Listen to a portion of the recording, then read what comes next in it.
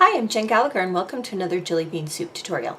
Today I'm using a large green chalkboard and I'm using this cut file in Everything We Give Thanks.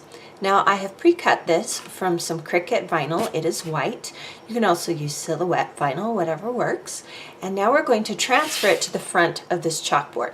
If you don't have a chalkboard like this, you can take any of our surfaces and use a green chalkboard paint to get a similar effect.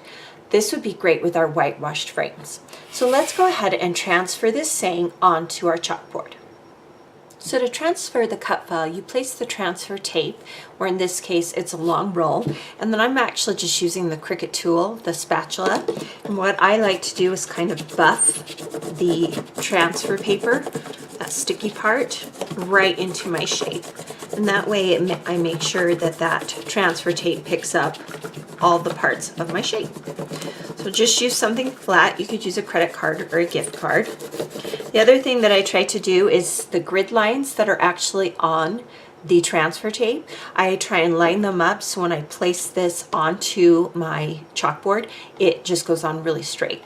So again, just buff, make sure the cut is straight, and then once it's all buffed, you're going to start peeling back the transfer tape. And if you find that it's not picking up a letter, that's when you'll go back and you'll buff. And that way you make sure that you get all of the cut on one transfer piece at one time. So I've placed the transfer tape onto my chalkboard.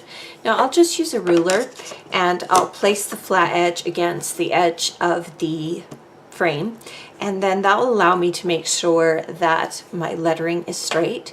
And then I also measure to make sure that the distance from the start of this letter to the edge of the frame is the same as the end of this letter to the edge of this frame. So that ensures that I have a nice center project.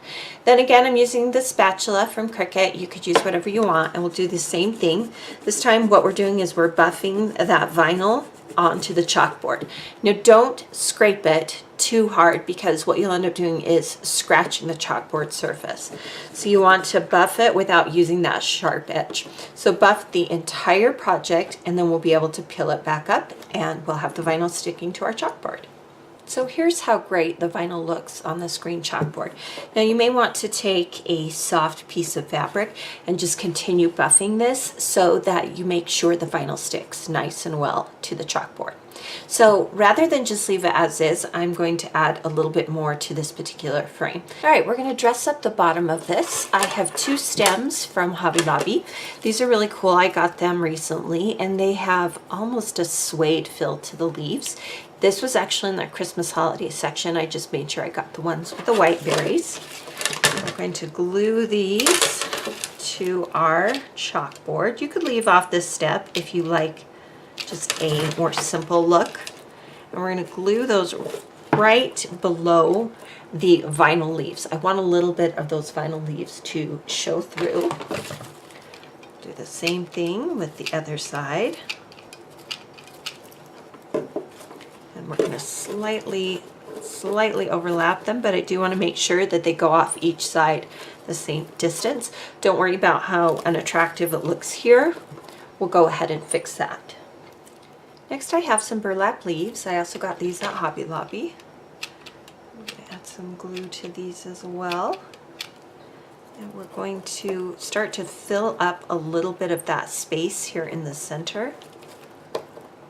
So almost to the middle.